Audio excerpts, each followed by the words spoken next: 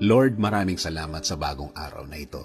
Panginoon, maraming salamat sa bagong araw na dumating na may dalang pag-asa, na may dalang bagong pangako. Alam namin na magiging maganda at maayos ang araw na ito.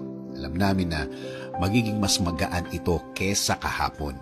Dahil alam namin na ikaw ang kasama namin. Dahil alam namin na magiging guide ka namin.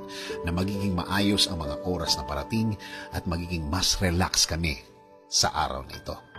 Dahil alam namin na sa bawat umaga na dumadating, may bago kaming marireceive na bagong blessings na makakatulong sa amin, na makakagaan ng mabigat na kalagayan namin, Lord.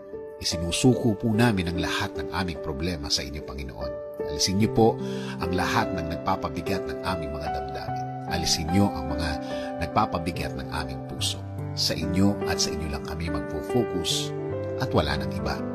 Alam namin, Panginoon, na laging the best ang mga plano mo sa amin, na ang purpose ay maganda at magkaroon kami ng tahimik na buhay na mas maayos kaysa sa kahapon. Oo, Panginoon, nahihirapan kami sa ngayon, pero sa inyo lang kami titingin, sa inyo lang kami kakapit.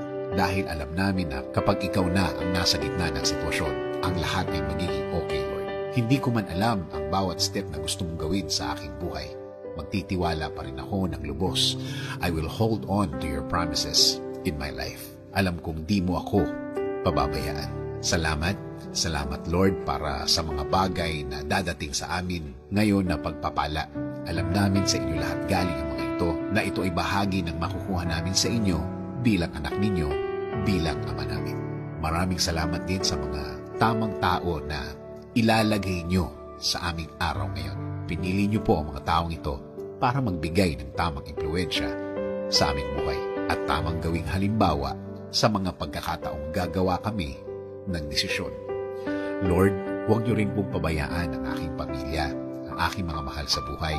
Alagaan niyo rin po sila tulad ng pag-aalaga niyo sa akin. Patuloy niyo pong i-guide sila sa tama tulad ng guidance na ibinibigay niyo sa akin. Pangako, Panginoon, sa inyo na kami titingin, sa blessings niyo, sa mga kaya niyong gawin para sa buhay ko at hindi sa sarili kong lakas. Mananatili ka palagi sa aming mga puso at isip araw-araw.